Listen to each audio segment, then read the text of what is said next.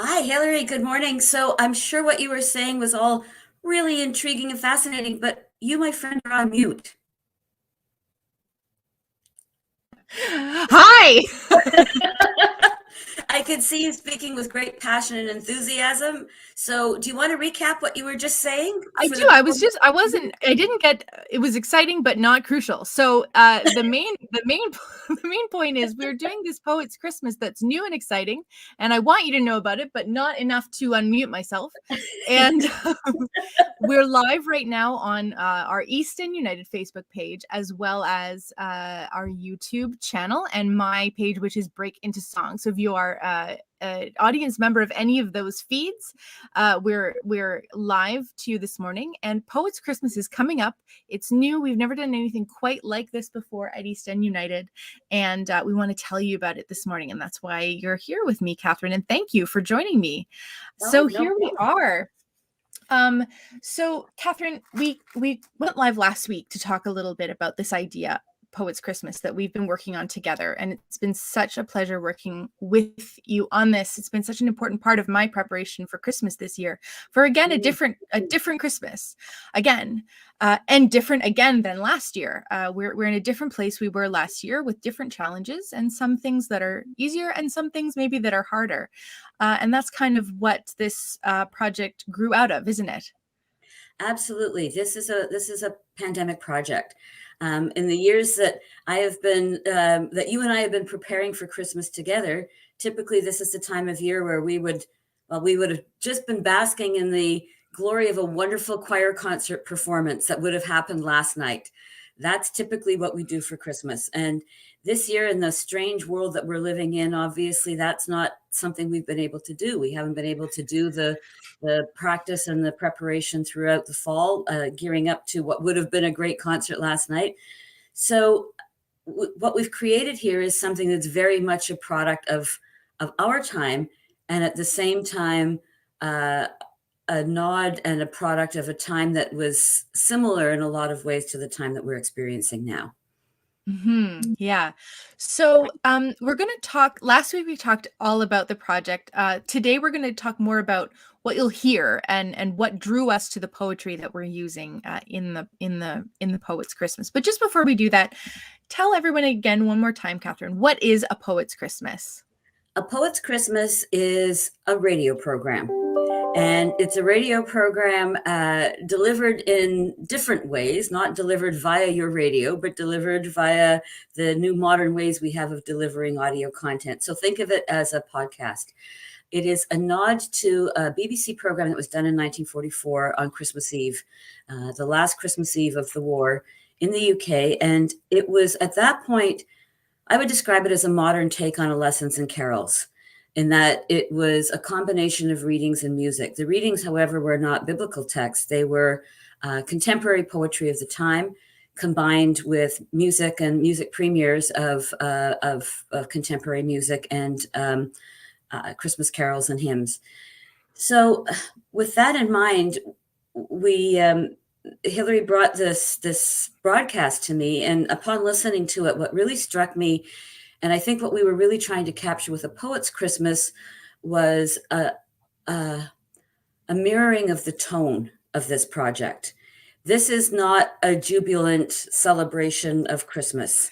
What this program captured was the uncertainty and the weariness and the loss, but at the same time found a way to connect with people around those emotions, but still reassure them of the possibility of better days to come. And that really resonated, I think, with both of us. And that was what we thought we would try and capture with our own radio broadcast. So, what you're going to hear is, again, a combination of readings and music. It's going to sound kind of a little bit like an old fashioned 1944 BBC program, but it's going to have more contemporary nods in terms of the poetry, some of the poetry choices, and in terms of the music. And most of the music is going to be the product of your beloved East End United Choir, where we had the forethought to record some of our Christmas music from years past that we're going to intersperse into amongst the readings. How was that? Did I That's capture everything great. you wanted? You Yes. did. You sure did. And if you want to hear more about sort of how this project came to be, you can watch our live that we did last week, last Monday. Yes. It's still up Making on of. our yeah, the making of. But I want to talk a little bit more about the poetry. There's a lot to unpack there, and we really wanted to let the poetry stand on its own in the course of A Poet's Christmas. But now we're going to take a moment to tell you a little bit about it here. So one of the poems that's in the program that I read is by W.H. Auden, and it's an excerpt of a much longer poem that he wrote in about 1942, 43, called, it was published as For the Time Being, but he thought of it as a Christmas oratorio. He actually wrote it intending for the composer Benjamin Britten, with whom he worked very closely at the time, to set it to music. It was, and again, it was a meditation on the idea of Christmas from his perspective as a very left-leaning, maybe not radical, but certainly very intellectually leftist thinker and artist of the 1930s, 1940s.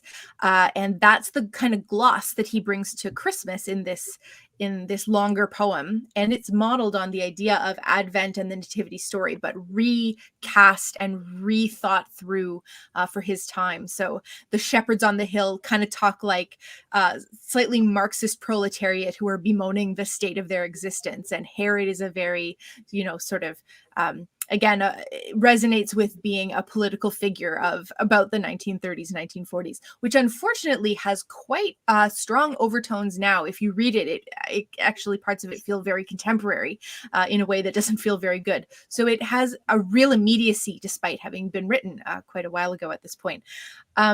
So For the Time Being is a long poem. It's a good kind of book length verse poem, but the excerpt that I read is from almost the very end of the poem, and it's this kind of world weary sounding, when you're done with Christmas and everybody's gone home, in times that people came to visit at Christmas, saying, well, that's that, now we have to put everything away, put all the decorations away and put them in the box under the in the attic until next year.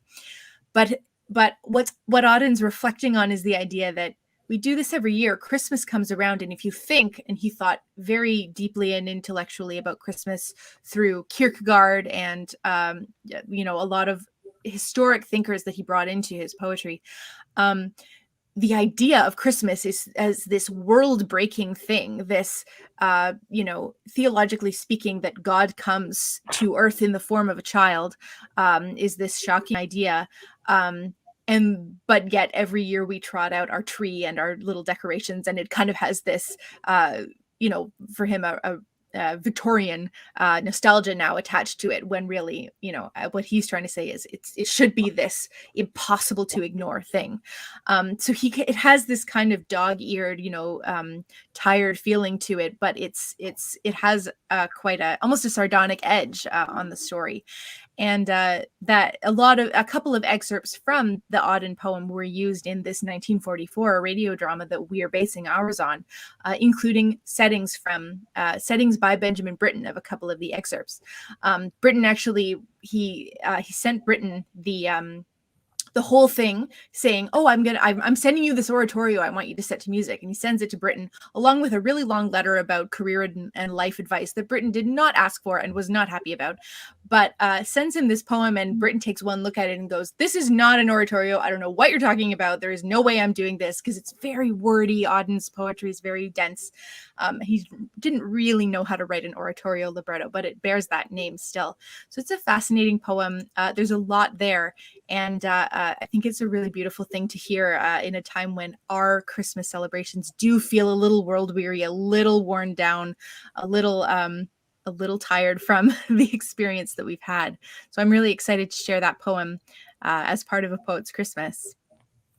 I think one of the things that we need to make sure that we communicate here is that we have to give a strong shout out to Benjamin Britten for this whole project, because if it hadn't have been for Hilary, for those of you who don't know, Hilary has just finished writing her PhD dissertation on Benjamin Britten, and it was in the process of writing that magnum opus that she came across the existence of this radio program, and hence the context with Auden. So when she came to me and said, "Hey, I have this crazy idea," let's do something. And I said, sure, cool. Well, sure, cool. I don't know what we're talking about.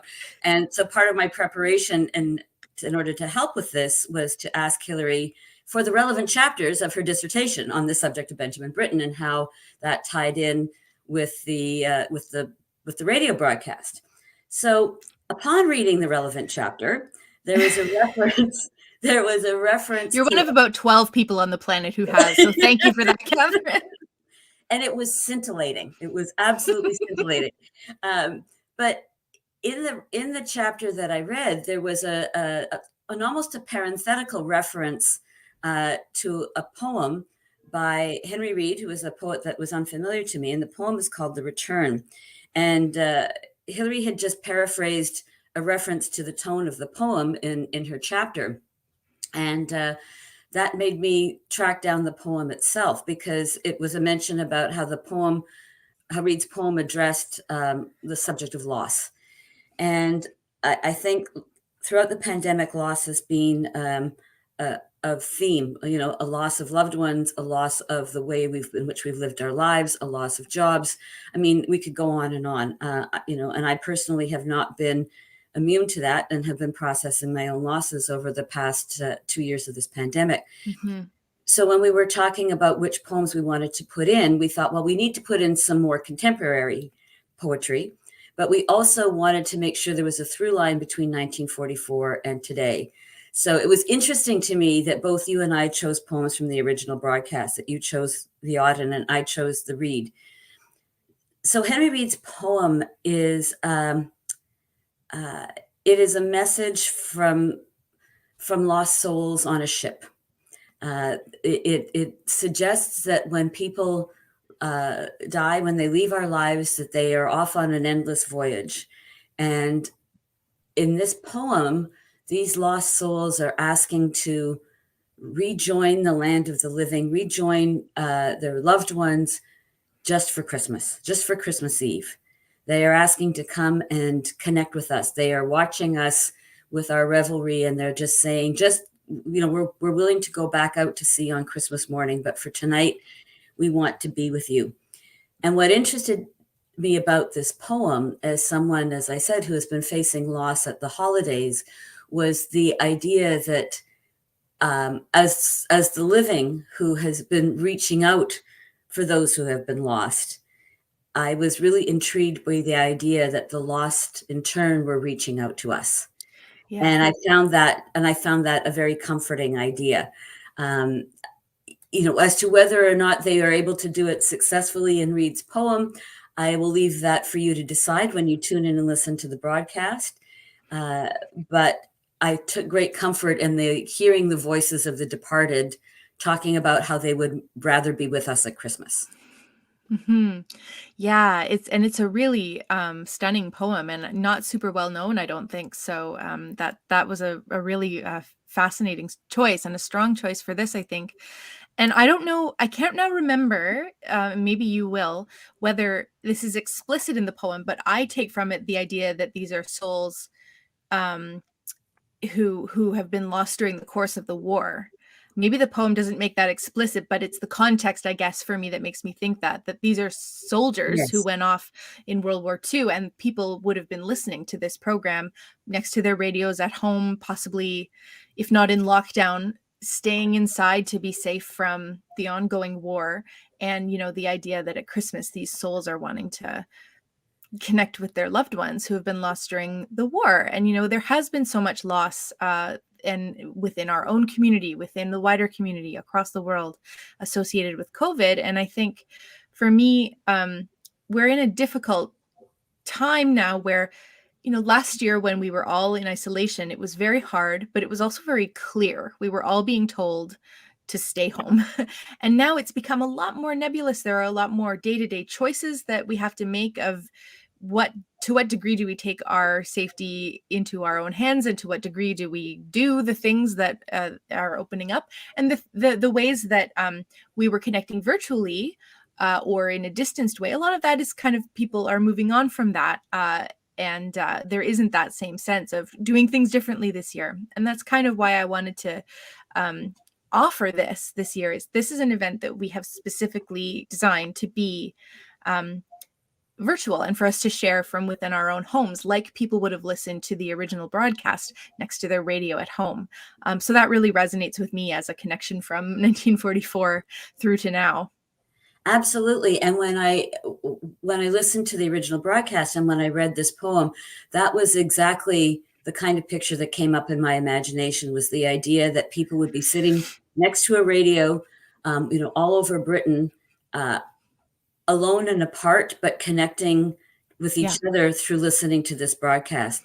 The poem itself does not explicitly identify the lost souls as soldiers.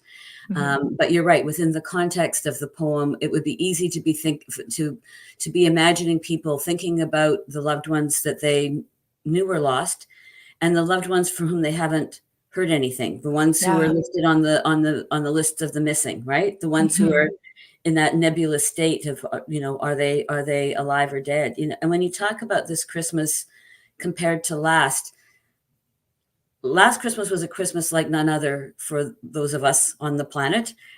But I would argue that this Christmas, as you say, is different again. Last year, we were still very much running on the adrenaline of newness, right? This was the first time we were all experiencing something like this. Everything we were doing for the first time. And while it was incredibly stressful, there was the protective element of adrenaline that kind of kept moving. Yeah. This year, as you say, the rules are considerably more nebulous, but we are all that much more worn down. And as we established in our last broadcast, if you think back to Christmas Eve 1944, that was the 6th year of the war for Britons, right? So Britain joined the war in September 1939. And so this was going on, and it wasn't like there was an end in sight. It wasn't like, well, we've rolled out the vaccines against war, and we can see that there is an end in sight. And so, wouldn't that be great? Can we work on that this year?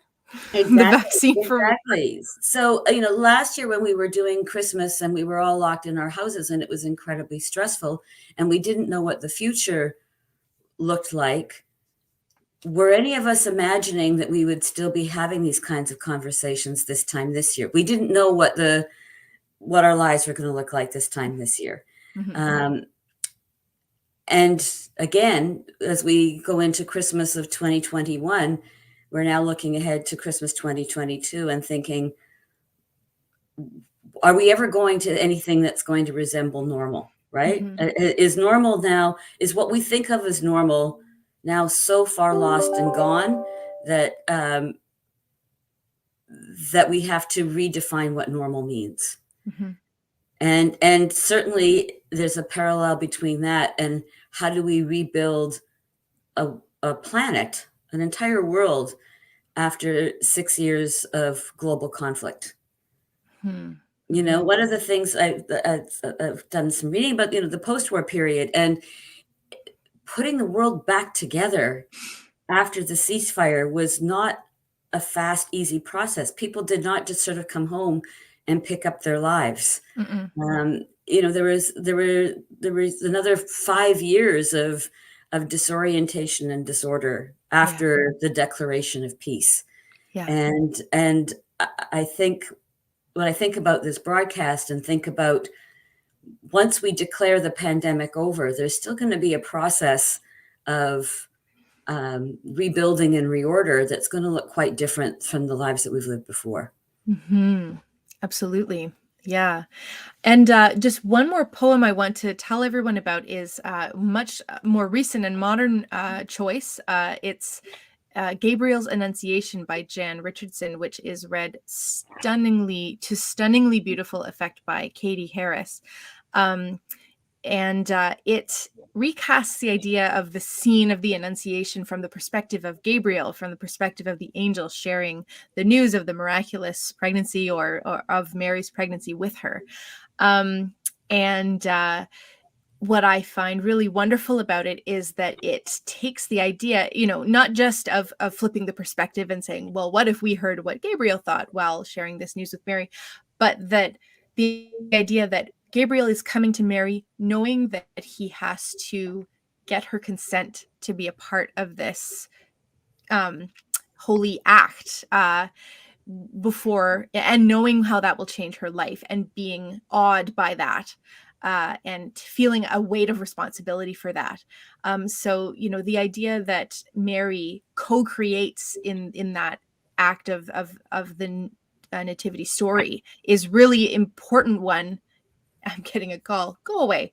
Is a really important one in more modern takes on that story, and in modern understandings of Mary, and the theology around a maiden giving birth in the Christmas story, and that the poem really bears that weight of anticipation, but also that new perspective on a story that we know really well.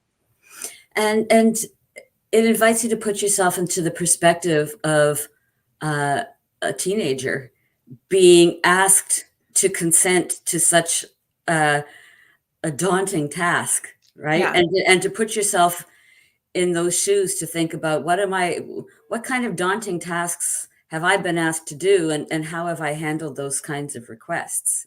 I mean, I think it's a really meaningful poem, and it brings in the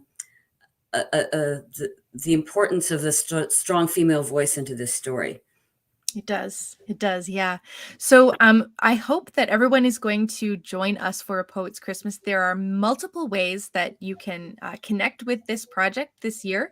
I'm going to send a big email e-blast to all of our East End United folks so everyone has all the information. But in the description of this video, there's a link to the Facebook event for A Poet's Christmas. All the information will be there. There's also a link directly to our East End YouTube channel, which is where the video will be premiered. So you can kind of get a tab open right now if you want that to come up. But there's three ways. Tomorrow evening, December 14th at 7 p.m., there will be a premiere of A Poet's Christmas on YouTube. And we can, if we all log on at 7 to our YouTube channel, again, I'll share the link later, we can all watch it together, and you can kind of side chat and connect with everybody who's taking it in at the same time. So that's tomorrow evening, Tuesday, December 14th at 7. Once it's premiered, it'll also be available all throughout this season to listen to on YouTube anytime you like. And I'm going to share also how you can connect with us for a download of the audio file if you'd like to listen to it like a podcast, or put it on your stereo or whatnot. Then we're also doing it as a live event a week, in just under a week, on Sunday evening, December 19th at 7 at Glen Roads United campus, which is in Little India. So if you're in the Toronto area and you'd like to hear the poems read live by all the people who are on the recording, you can do that as well. So we're so excited to share this with you, both virtually and in person. And we're really proud of what we've been able to work on together, and can't wait to share it with you. I think what we are trying to share with this gift is an acknowledgement that that there is strength in being able to share the outcomes of the 2 years that we have all spent together, to share the challenges together, and to acknowledge those challenges in a way that taps into heart and soul and poetry and art. And also then to leave you with what we hope will be a shot of a vaccine's worth of resilience, Well said. of hope and aspiration for better times ahead. So in my mind, I picture people listening to this where they take a pause from all of the stress of trying to manage this event that's coming up, this Christmas event, where they take a pause and they sit down and they pour themselves a wonderful beverage of their choice, and they listen either alone or with friends, and just take a moment to reflect and recharge through some beautiful poetry and some beautiful music. Yeah, thanks, Catherine. And I think, like you just said, Advent, the season that we're in as East End United, is a season of preparation for Christmas. And I think in a lot of ways, it's hard to know how to prepare for Christmas, or Christmas as we've understood it, in a time like this. And we hope that A Poet's Christmas leaves some space, creates some space to wrestle with that and to hold space for that within this very, again, different Christmas year. So thank you for doing that with me, Catherine, and for chatting with me about it today. Thank you for inviting me to be part of this project. It's been an absolute delight, and I feel so privileged that I am one of the very rare people who has had a chance to be had some exposure to the wonderful work you did on Benjamin Britten, who I didn't know that much about, but I am now developing an appreciation for your enthusiasm for Britain is infectious, and so it's hard to Careful with be. that word in the I times know that we're in. I'm just so for those of you out there, just be forewarned. If you're in Hilary's presence, you will walk away with a whole new appreciation for Benjamin Britten, which was probably not something you even know that you needed, but turns out you do. There you go. There's actually no Britain in A Poet's Christmas, but that's maybe That's beside the beside point. the point. But nevertheless, this, as I said, there is a through line from the headspace that Britain has created for you over the umpteen years you've been working on this project that led us to being on this StreamYard today talking about Auden and Henry Reed and A Poet's Christmas. And and another year, I'm hoping that there'll be an opportunity for you to come back and conduct us with some Britain at Christmas time. I would love that so much. Careful what you wish for. Well, There, I thank you, said it. Catherine. Thank you, Catherine, and everyone for watching. The information to join up to A Poet's Christmas is below.